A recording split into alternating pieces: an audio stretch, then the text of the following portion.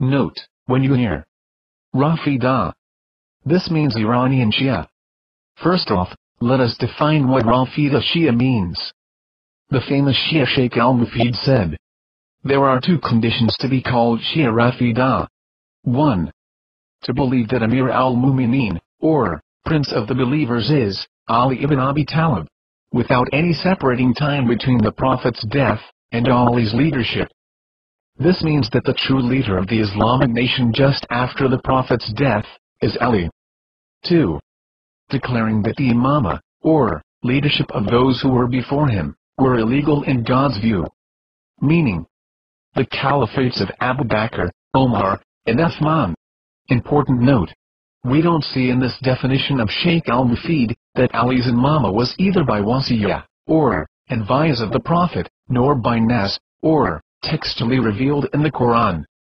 And this is very important, because those two major missing points in al-Mufid's definition will be added by other more famous Rafida scholars as a student, at Tusi. Even today, Rafidi scholars oppose on this fundamental point of their religion. But they all agree to curse the companions and the wives of the Prophet.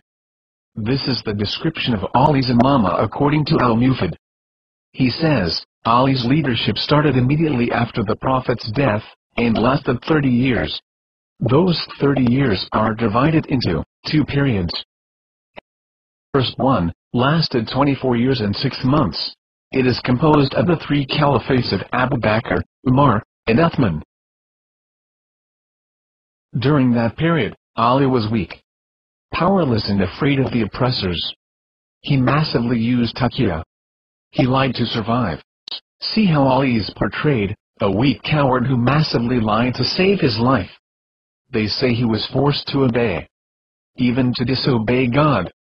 It is well known that Ali made twice the oath of allegiance to Abu Bakr, and eyewitnesses were uncountable. But they say he did it because he was forced. Another example. Here is one of their main websites, spreading lies about the companions of the Prophet.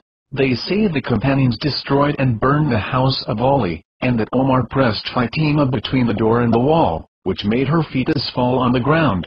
Of course, these are obvious lies and clear fabrications, from wild filthy animal minds, that only those who are from the animal kind can believe. This is Rafida style. They deny what is mutawatir, meaning, historically proved true, and they fabricate fairy tales and claim they are true, like blood rain and stuff.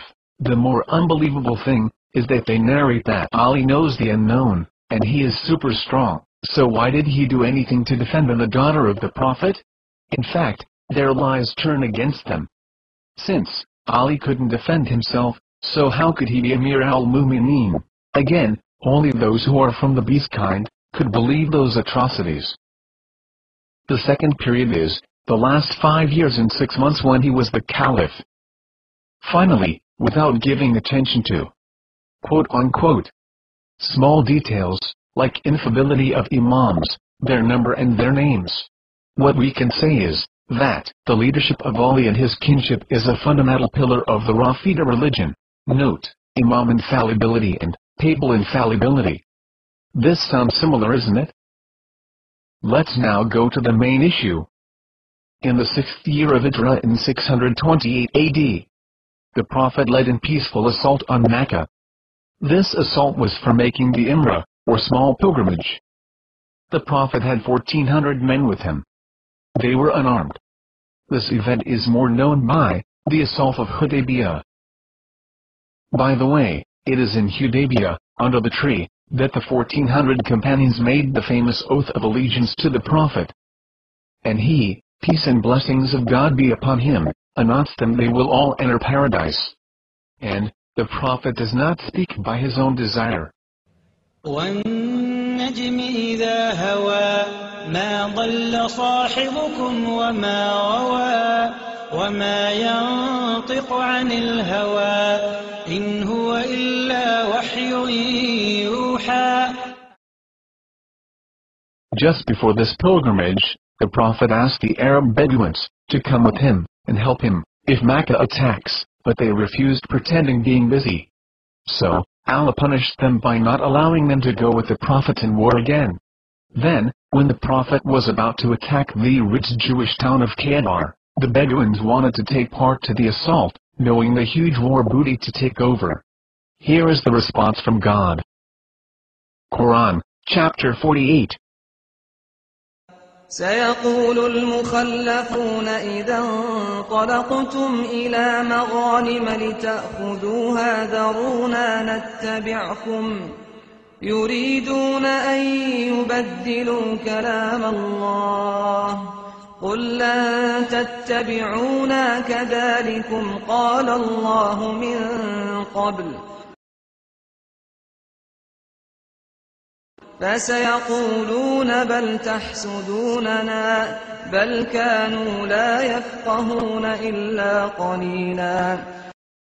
So, because the Bedouins refused to support the Prophet, Allah punished them by not allowing them to join the Prophet in a campaign anymore.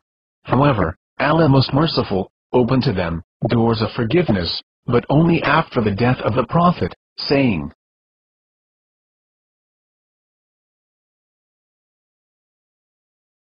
Ye shall be summoned to fight against a people given a dreadful strength, then shall ye fight, or they shall submit.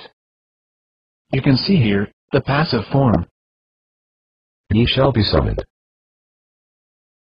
So, it is about the leader, who will call them to fight, after the Prophet's death, if they want forgiveness. Let's look at the verse again. Then shall ye fight, or they shall submit. This means that those people shall be destroyed, or they shall convert to Islam. Indeed, in Arabic, Islam means submission, and the term used is Yuslamun. Basically, those people are non-Muslims or apostates. Let's go on with the verse. Then if ye show obedience, Allah will grant you a goodly reward. Then if ye show obedience.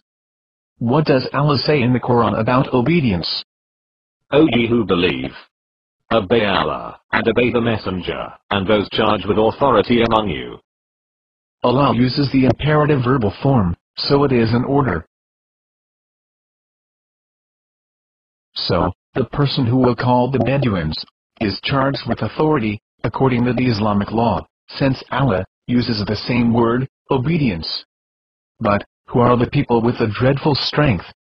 History showed that those people were Banu Hanifa. Just before the Prophet's death, a false prophet appeared in this tribe, Musaylama the liar. The whole tribe then apostatized. Muslims had many losses against them, and they beat them only after the third attempt, so, Banu Hanifa were the announced dreadful people to fight. Now the real question is, who was the man charged in authority, who called the Bedouins, and led these wars? You all know the answer. The person was Abu Bakr. He was the first leader to fight the infidels, after the Prophet, peace and blessings of Allah be upon him. He called the Bedouins and the Arabs to fight apostasy in Arabia. After the Prophet's death, almost all Arabia apostatized, so during his 2 years of caliphate, Abu Bakr fought the apostates, until his death in 634. So, Abu Bakr is the chosen first leader by Allah. Now, let's see what Ali did in those circumstances. Ali obeyed Abu Bakr. He attacked Banu Hanifa, and married a woman taken as the war booty. The woman's name was Khaleel bint Ja'far. Ali and Khaleel had a son. They called him Muhammad, but he was more known by Muhammad ibn al-Hanafiya. Now you have the proof from Allah, would you reject it?